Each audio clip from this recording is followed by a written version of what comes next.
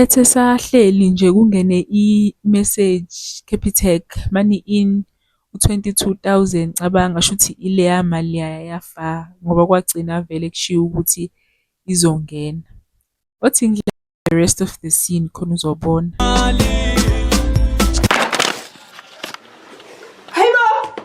And then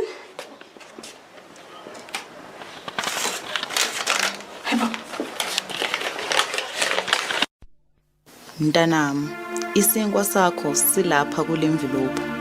Ngifuna ukukubona uphumelele ngoba nguwe wedwa ithemba lami. Bengisolo ngikulungisela ukuthi ukhone ukuyofunda. Le khadi lolibonayo linemali engango-30,000. Iphini ithi 5555.